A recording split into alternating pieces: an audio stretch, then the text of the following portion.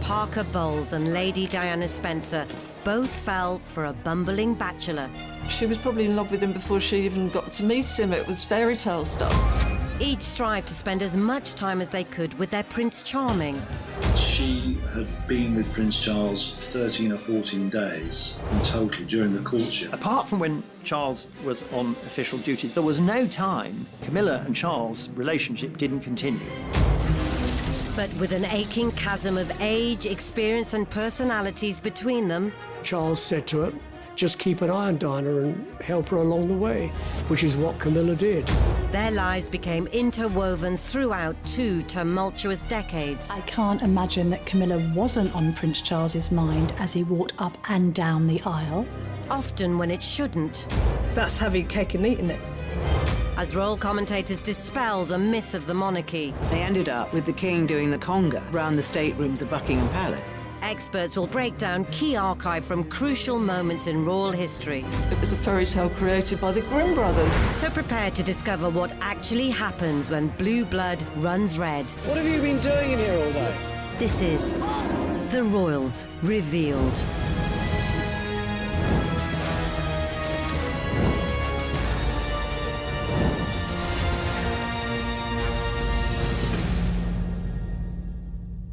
In this episode, we'll reveal how these two women who seemed worlds apart would become forever linked. Her school friend said of Camilla, she is pathologically ambitious. She will only marry a very rich, influential, powerful man. She wants to have fun. Whereas with Diana, you never got that sense that her main purpose in life was to have fun. Events would bring the most unlikely love triangle together. There were people who had colluded in what turned out to be the biggest con job that the British royal family had ever pulled on the nation. Everybody is emotionally engaged, but then there's this small distance around this one woman, Camilla. She's doing what I call meerkat body language. So you just get this lone woman looking up and just gazing very coldly, assessing her potential rival as she goes up the aisle. And how both women would go on to blow the monarchy wide open. "We are not in the business of hyping publications," was the only comment from Buckingham Palace this morning. Diana, her true story, looks certain to be on the way to the top of the bestsellers list. She felt that she was mischaracterised as this woman inside the royal family, and she wanted to express who she really was. The Camilla Gate tapes were virtually pornographic. I mean, for a member of the royal family to be saying the sort of things he says on the tape to a woman he was not married to was really extraordinary. But had the fuse already been set long before? Diana and Camilla are widely regarded as the epitome of chalk and cheese.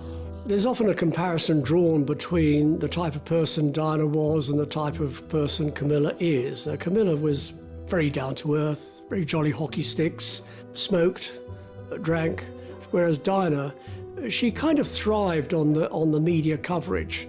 It was pretty important to her. She was desperate to be noticed. There's this sense that Diana was regarded as very beautiful and alluring, whereas Camilla not as much. Camilla's quite a mothering influence, really, somebody with the confidence to buoy up and reassure Prince Charles, who's himself a very introspective, deep-thinking person.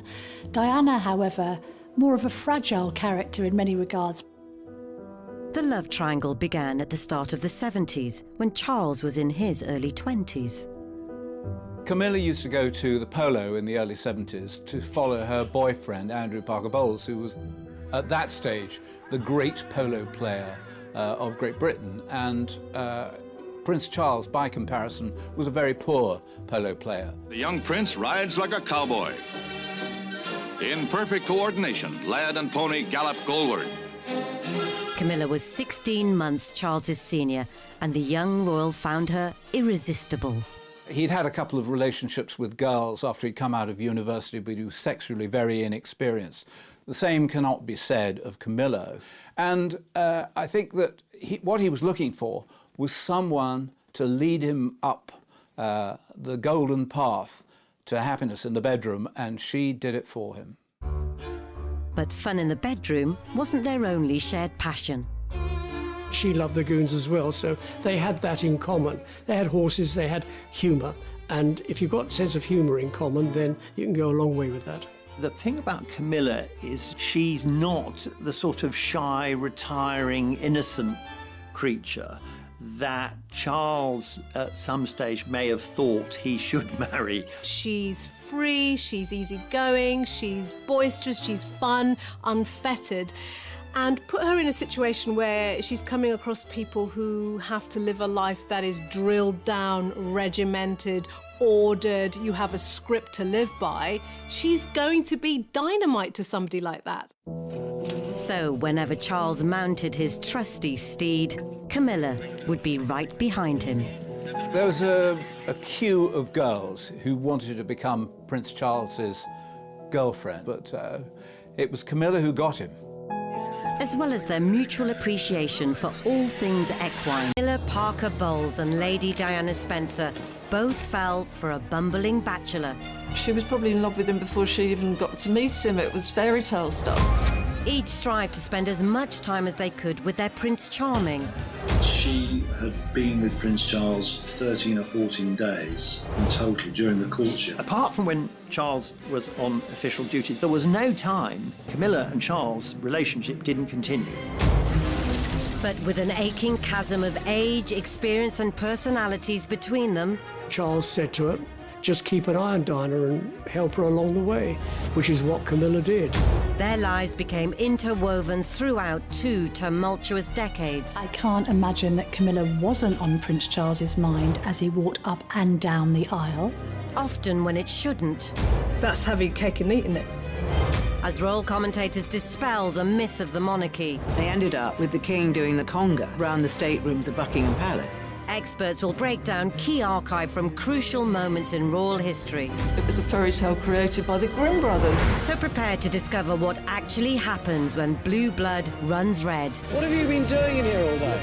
This is The Royals Revealed.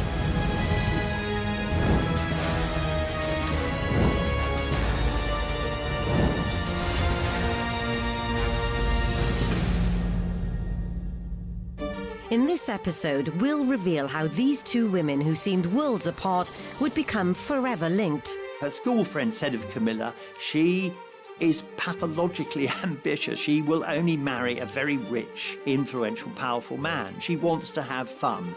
Whereas with Diana, you never got that sense that her main purpose in life was to have fun. Events would bring the most unlikely love triangle together. There were people who had colluded in what turned out to be the biggest con job that the British royal family had ever pulled on the nation. Everybody is emotionally engaged, but then there's this small distance around this one woman, Camilla. She's doing what I call meerkat body language. So you just get this lone woman looking up and just gazing very coldly, assessing her potential rival as she goes up the aisle. And how both women would go on to blow the monarchy wide open. We are not in the business of hyping publications, was the only comment from Buckingham Palace this morning. Diana, her true story, looks certain to be on the way to the top of the bestsellers list.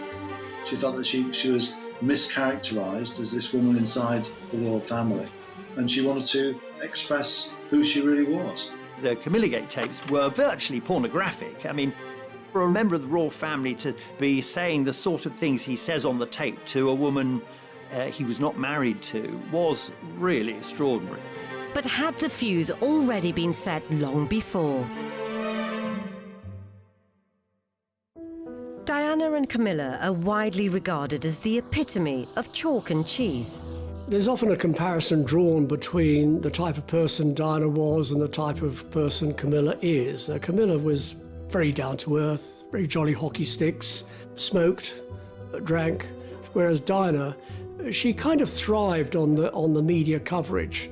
It was pretty important to her. She was desperate to be noticed. There's this sense that Diana was regarded as very beautiful and alluring, whereas Camilla not as much. Camilla's quite a mothering influence, really, somebody with the confidence to buoy up and reassure Prince Charles, who's himself a very introspective, deep-thinking person. Diana, however, more of a fragile character in many regards. The love triangle began at the start of the 70s, when Charles was in his early 20s. Camilla used to go to the polo in the early 70s to follow her boyfriend, Andrew Parker Bowles, who was, at that stage, the great polo player of Great Britain. And Prince Charles, by comparison, was a very poor polo player. The young prince rides like a cowboy. In perfect coordination, lad and pony gallop goalward. Camilla was 16 months Charles's senior, and the young royal found her irresistible. He'd had a couple of relationships with girls after he'd come out of university, but he was sexually very inexperienced. The same cannot be said of Camilla. And I think that what he was looking for was someone to lead him up the golden path to happiness in the bedroom, and she did it for him. But fun in the bedroom wasn't their only shared passion. She loved the goons as well, so they had that in common. They had horses, they had humour, and if you've got a sense of humour in common, then you can go a long way with that. The thing about Camilla is she's not the sort of shy, retiring, innocent creature that Charles at some stage may have thought he should marry. She's free, she's easygoing, she's boisterous, she's fun, unfettered. And put her in a situation where she's coming across people who have to live a life that is drilled down, regimented, ordered, you have a script to live by. She's going to be dynamite to somebody like that.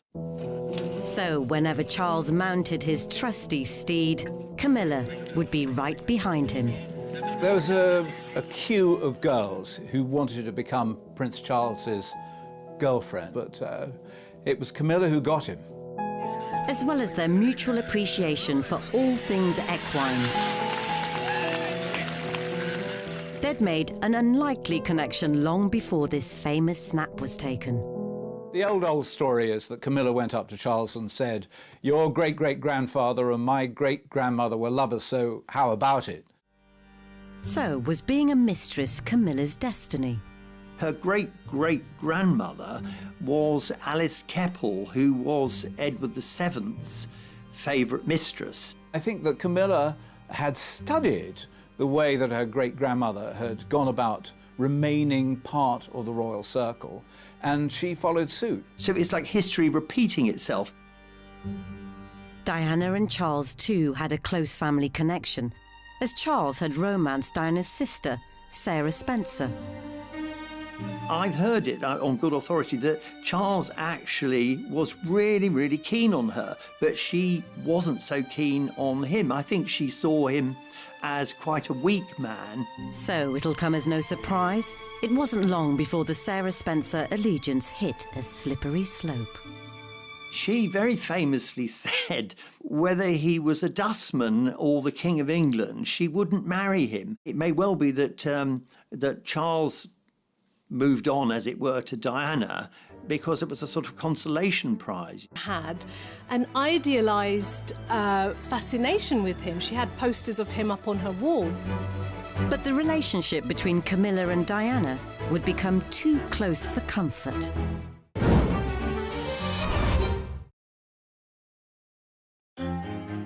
In the 1970s, Prince Charles had enjoyed a string of romances. There were a lot of them. There were a lot of very attractive ladies on his arm, but none of them particularly serious.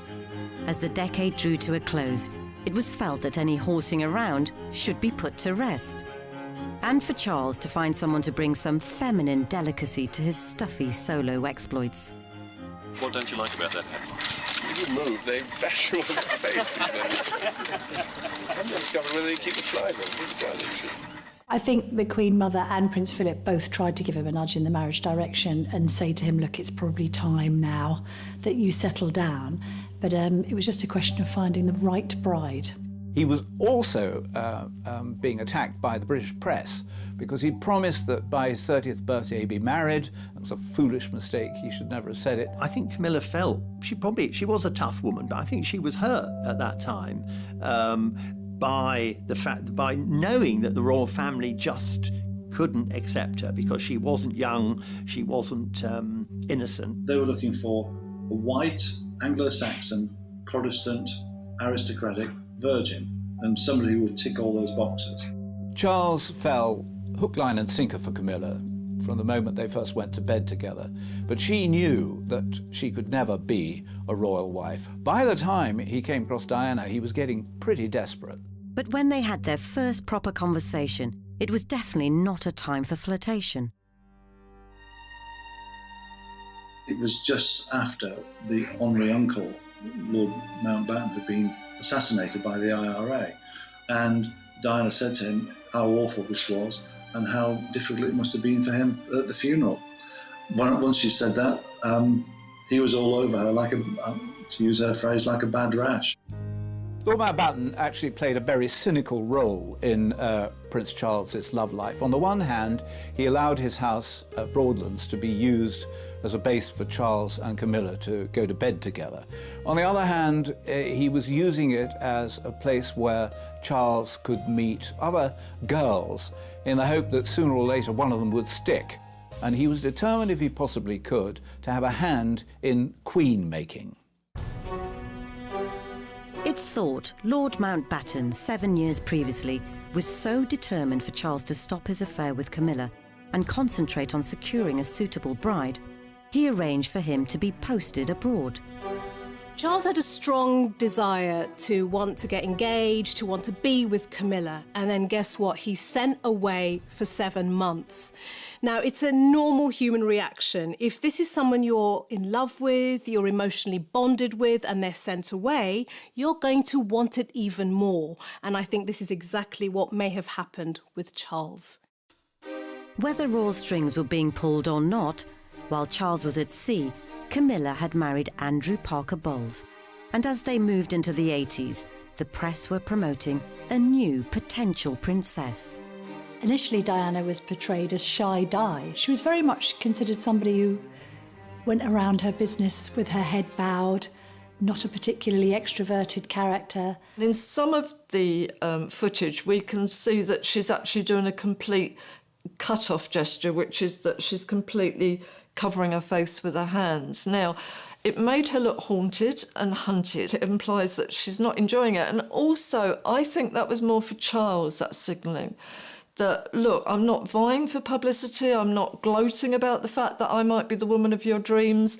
And also, I wouldn't mind a little bit of protection and looking after as well. I think she was trying to trigger that part of Charles's psyche that I don't think he ever had. Diana, the moment she burst onto the national scene, was seen as a perfect English rose, and she was seen as the perfect match for Prince Charles. Diana was also a virgin, and it was felt at the time that Charles should be marrying a virgin. The attractive, shy and innocent Diana may have been a suitable match for the firm, but perhaps not for Charles. At this point, Charles was doing what he became so good at. He would have won a medal for it if it was an Olympic sport, which was ignoring Diana. So he'd gone out with her and he's talking, I think, to Camilla's husband. And we can see Diana, she's just been left alone at that moment, even though he's standing next to her. And I think she does look fed up. Even when we saw her with him, we were seeing her alone. They never pitched up like a double act. Yet far from keeping his mistress and his betrothed separate, remarkably, many of Charles and Diana's early meetings came at the Parker Bowles estate in Wiltshire. When I was working with Diana on her biography, we worked out that she had been with Prince Charles about 13 or 14 days in total during the courtship. And most of that time they were at Bolehide Manor, which is where Camilla and Andrew Parker Bowles lived, or that they were at the races with Camilla, or there was some other function with Camilla. She was always present. And I think there was a naivety around Diana's attitude towards the relationship between Charles and Camilla, that they were close friends, both from the kind of equestrian, horsey set, had known each other for years. I don't think Diana realised that they were carrying on as lovers behind the scenes. I wonder whether this was Charles's attempt to integrate the two sides of his life, love and the intimacy with Camilla, and duty, marrying the virginal Diana. That's having cake and eating it. So yes, the wives, girlfriends, lovers would go and watch their other halves playing the game, and that's how they were kind of thrown together. And Camilla had been around the traps for quite some time, and Charles said to her, as one would to a friend, just keep an eye on Diana and help her along the way. When the two women are talking to one another, or at least Camilla seems to be communicating with Diana, the smile that she's wearing is so affectionate and maternal, which is really weird. So I find that kindly smile not nice, really. Funnily enough, I think that Camilla, more than anything, who was in on the secret, wanted Diana to be happy with Prince Charles. She was ready to step back, allow Diana to become the royal wife, although she wanted to remain the royal mistress.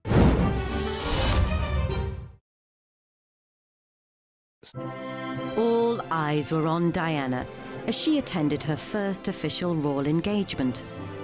Apart, perhaps, from Charles's. There was almost palpable embarrassment from Charles, who decided to pretend that she wasn't with him for the entire evening. We can see him in all of this footage ignoring her. Not one friendly glance, even when they walk up the staircase. He just glances in case she might trip, but he even puts his hand in his pocket on the side that she's on, which is a rejection gesture. It's kind of, I'm not going to touch you, I'm not really with you. It was an eye-catching display by Diana, and even that Camilla and Charles had discussed the fact that it might be a good idea for Charles to marry Diana. If you were unkind, you would say that Camilla endorsed Diana because she thought she might be a bit of a walkover. What an incredible misreading of the situation that turned out to be. With Charles somewhat loafing on the matter of marriage, the other intimidating male influence on his life stepped in. Prince Philip sent Prince Charles a letter during the romance with Diana saying either ask her to marry him or let her go, because this kind of speculation is not good for her reputation in the future. So just make your mind up. Charles swiftly did his duty and popped the question. But even this special moment had Camilla's presence lingering all over it. Charles proposed to Diana at the Parker Bowles estate. Whether it was in the vegetable patch or the strawberry patch, I don't think anyone's absolutely sure. But I haven't seen it denied, and I've been told that that's certainly where it happened. Though the news was still to be announced, Charles had spilled the beans to Camilla, who'd somehow managed to leave a letter of congratulation in Diana's bedroom, saying how she couldn't wait to see the ring. Notes on pillows have to be convened by one of two people, either Prince Charles himself from Camilla or one of their closest aides.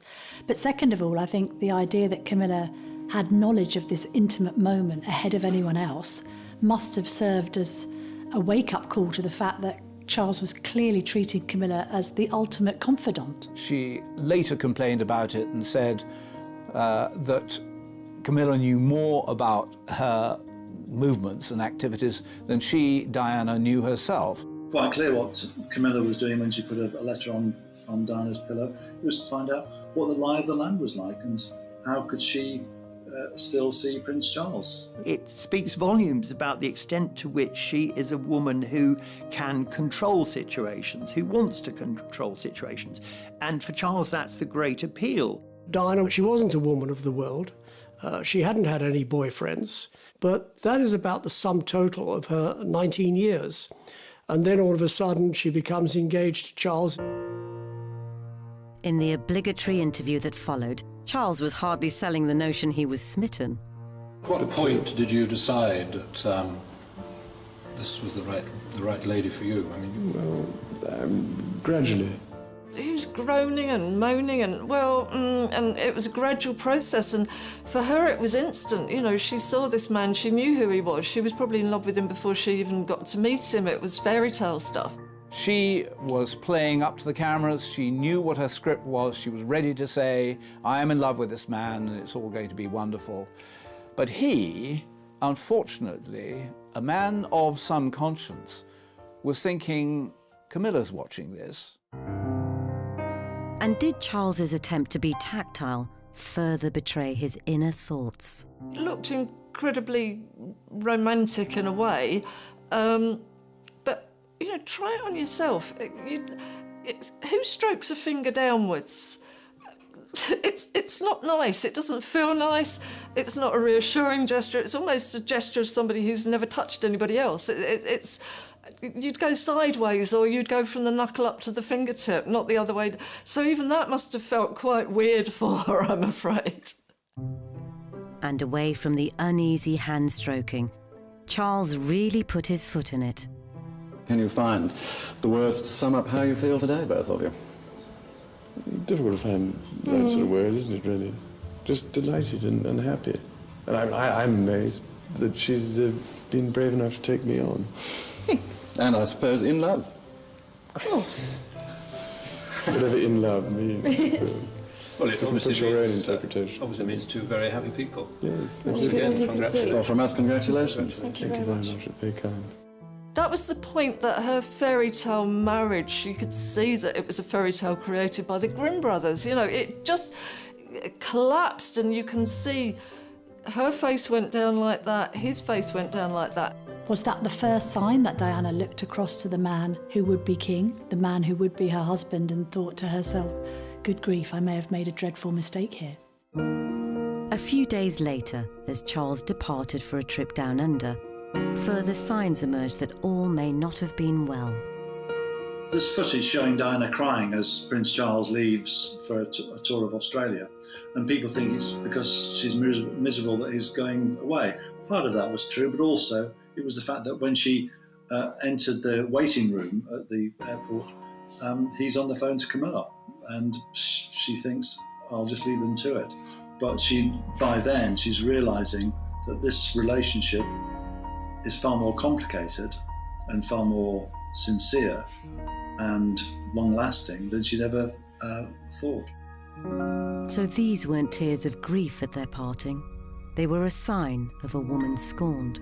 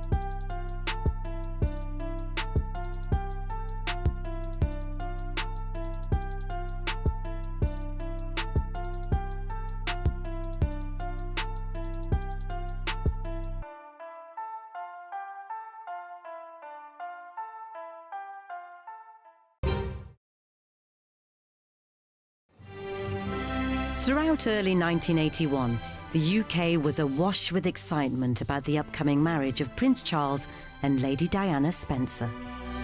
Why have you come here today? To try and get a glimpse of Diana and Charles. The nation was certainly gripped by wedding fever in the lead up to Charles and Diana's wedding, not least because it had followed the so-called winter of discontent. So to have something to celebrate at last in 1981, and also the making of this fairy tale with a proper fairy tale bride. But two people perhaps weren't in such high spirits, as Camilla strived to ascertain where she stood. Camilla and her other friends were assessing Diana, and Camilla is very intrigued to know whether Diana is going to hunt.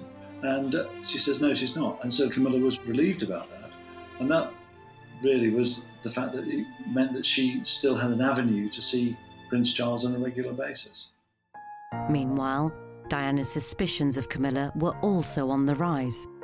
I think that Diana was feeling a bit tender and a bit sore and a bit neglected as well by Prince Charles because he was busy doing royal engagements.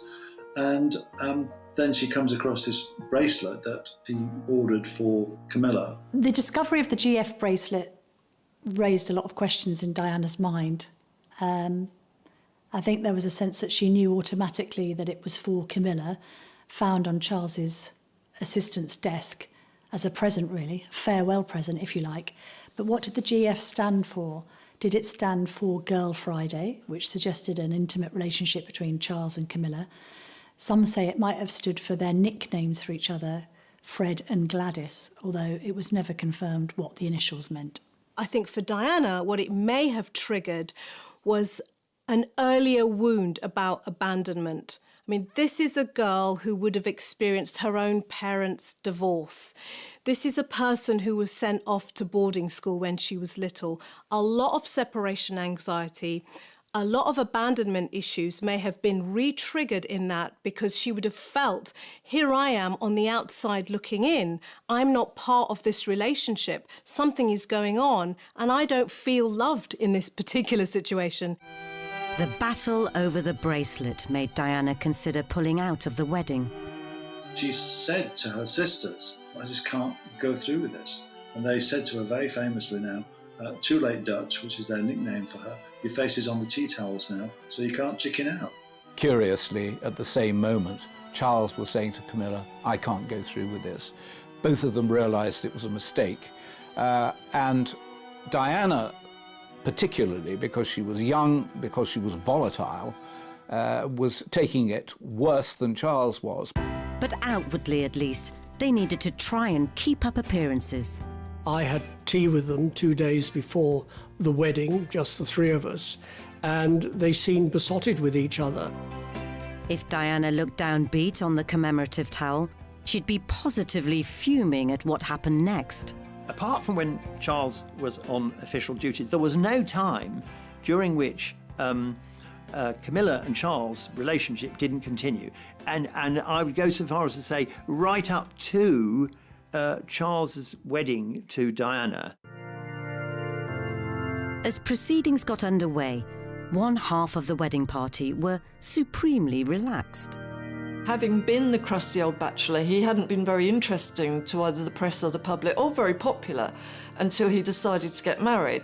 And then suddenly he'd shot up to #1 in the royal family as people loved him, they cheered him. He probably hadn't noticed that they probably weren't cheering him, actually, but as long as he was near Diana, he could think it was for him.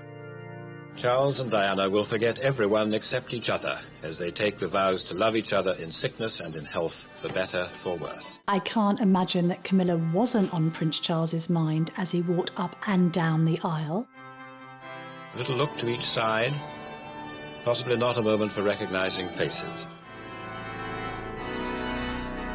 Diana, too, was taking in all her surroundings, and there may have been an unwanted sight in her peripheral vision.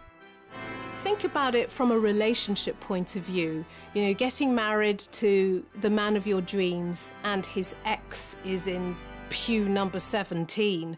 That would have affected her emotionally. Everybody is emotionally engaged, but then there's this small distance around this one woman, Camilla. She's doing what I call meerkat body language. So you just get this lone woman looking up and just gazing very coldly, assessing her potential rival as she goes up the aisle.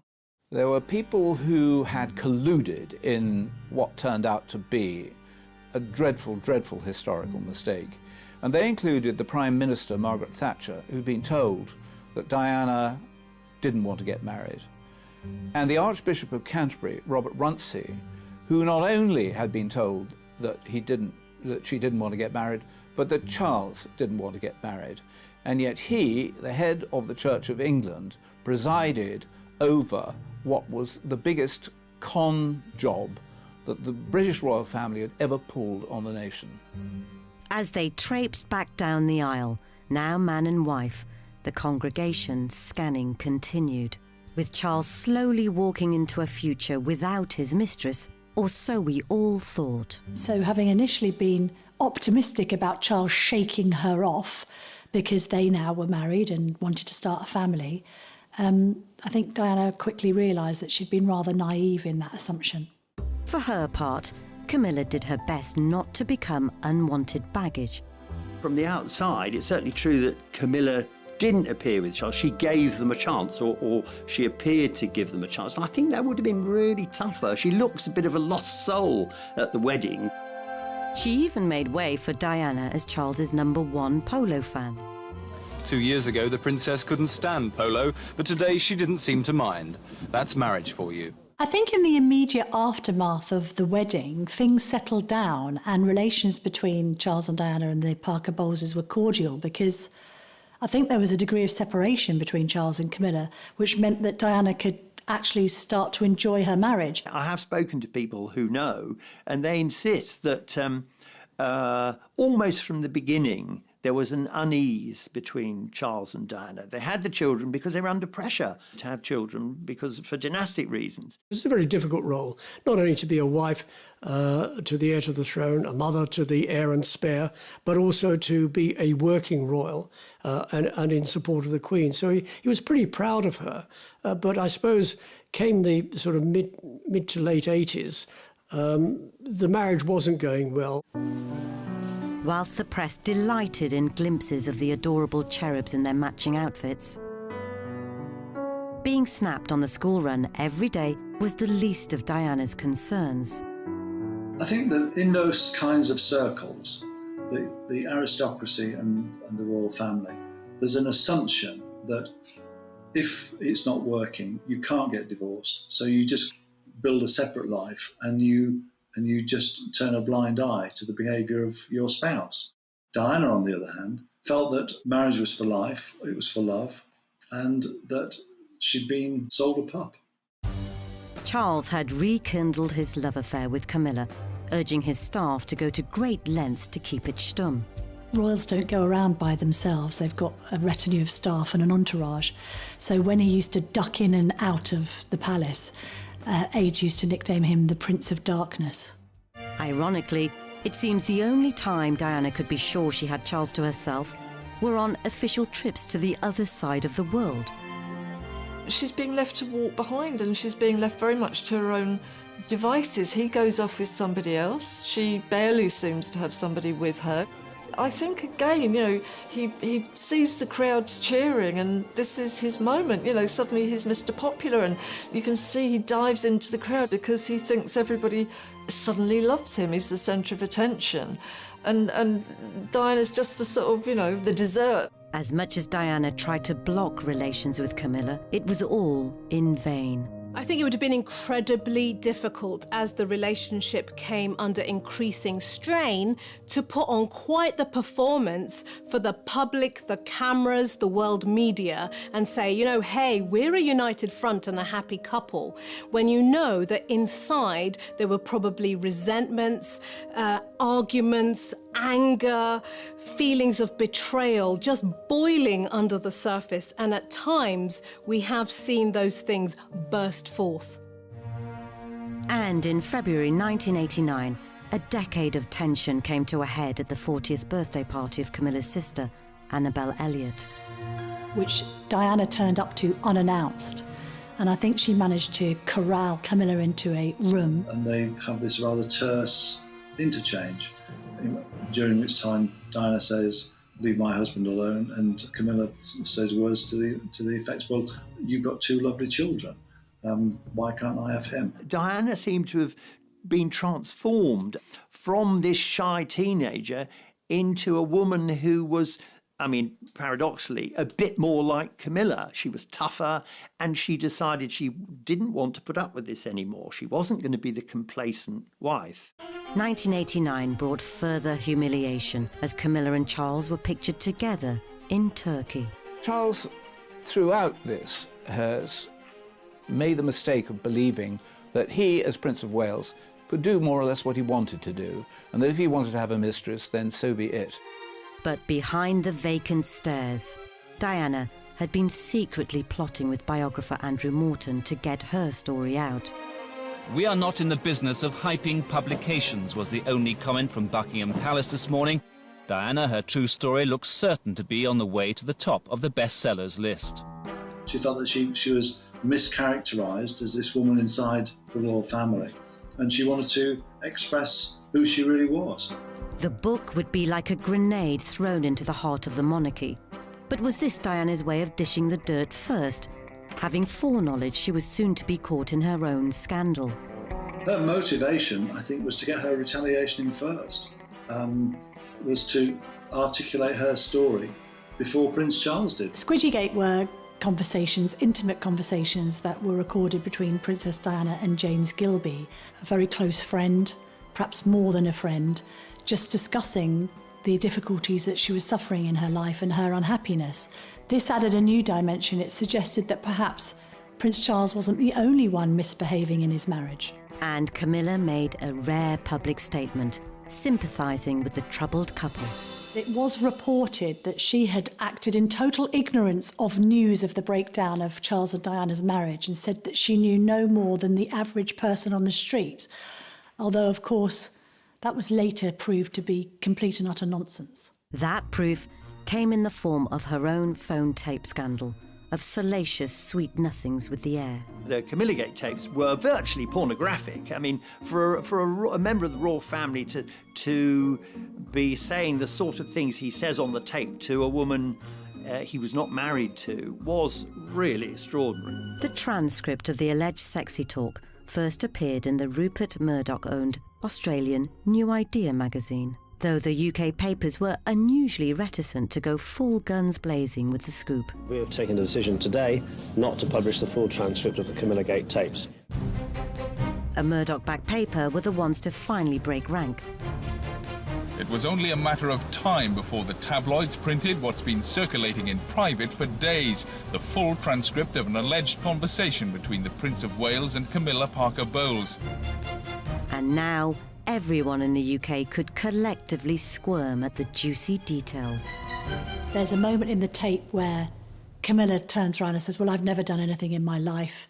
And he says something along the lines of, "Well, you have done something, you've loved me," as if that's enough to make Camilla's life complete. For Camilla, she would have gone from having a discreet, private relationship with Charles, out of the headlines, below the radar, to suddenly being in the heat of the spotlight. And then, of course, there's the tampon moment, which will go down in history as one of the royals' most embarrassing moments.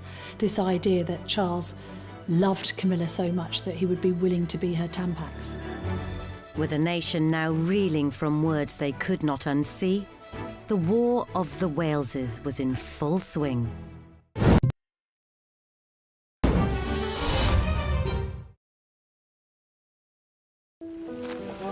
Princess Diana might have been a young and naive girl when she entered the royal family.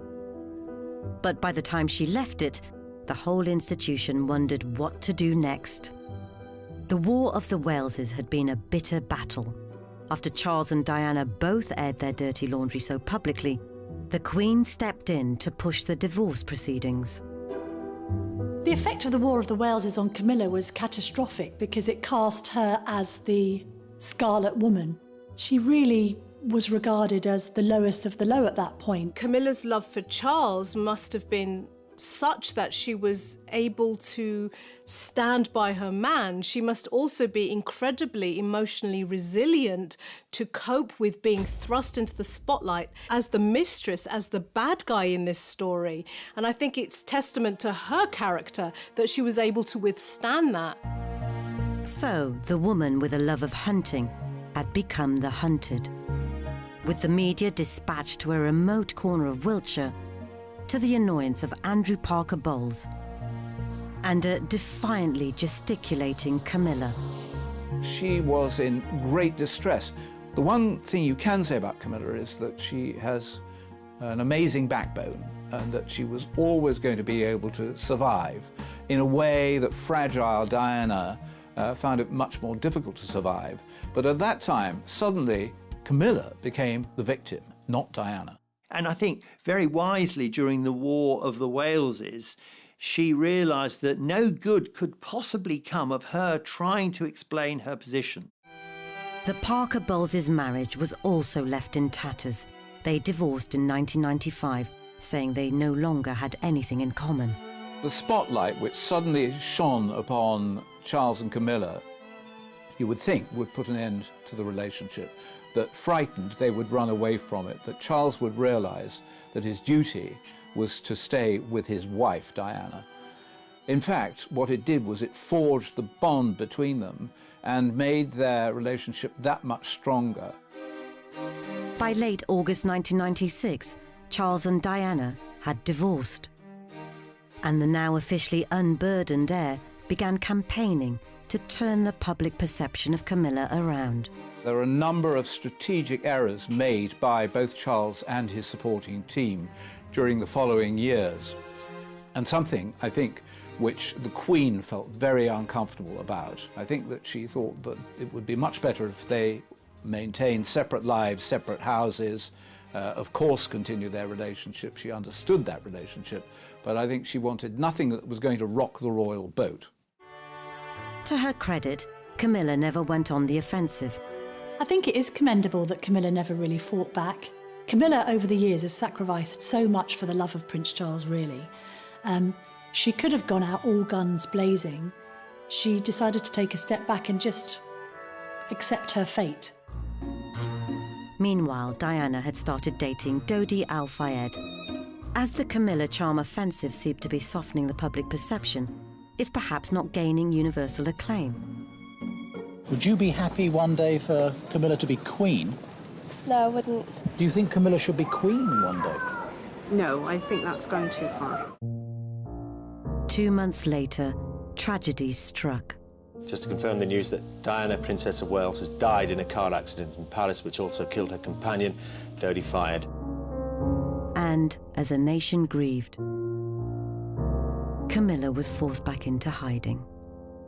There had been, in the moments before Diana died, an assumption by the British public that Camilla was now the non-negotiable part of Charles's life. But the moment that Diana died, she suddenly became, again, public enemy number one.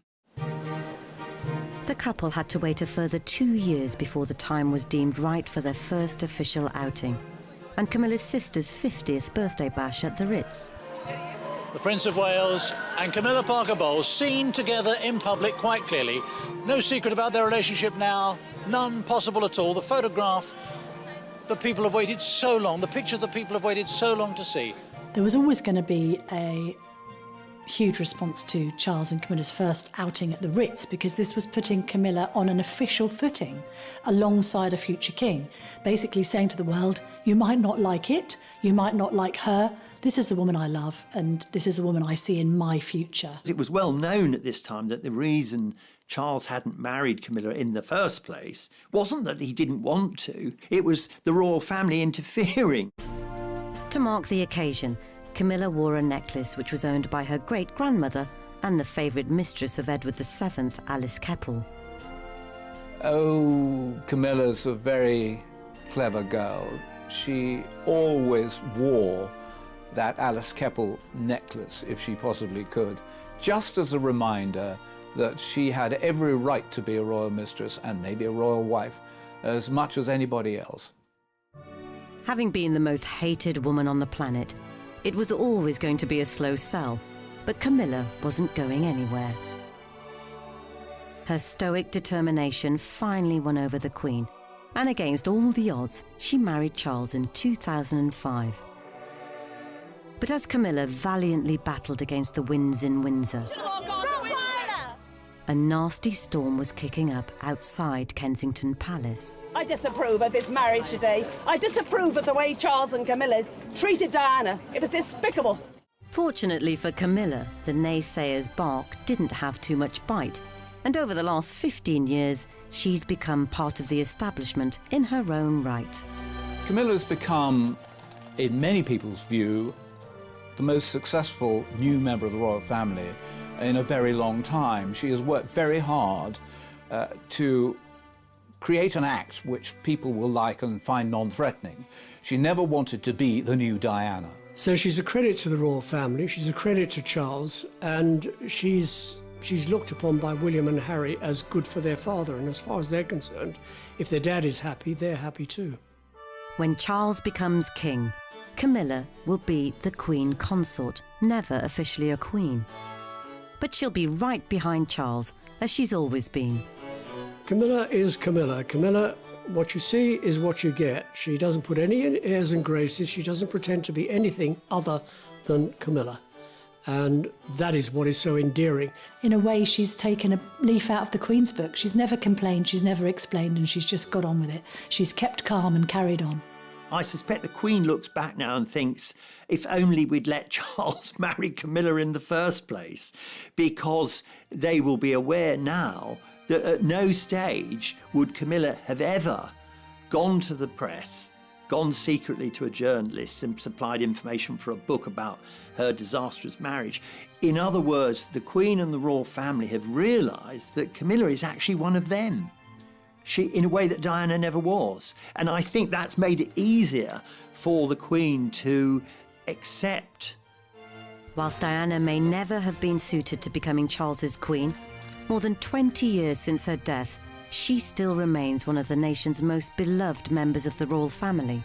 And though Camilla might not ascend to the same levels of popularity, there's no doubt affection towards her continues to grow as we approach the time when her husband becomes king.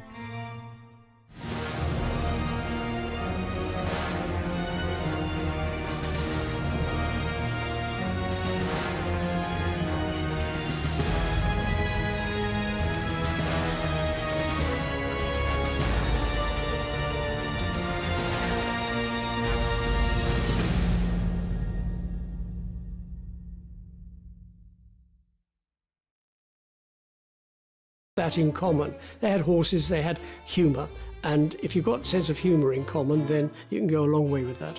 The thing about Camilla is she's not the sort of shy, retiring, innocent creature that Charles at some stage may have thought he should marry. She's free, she's easygoing, she's boisterous, she's fun, unfettered.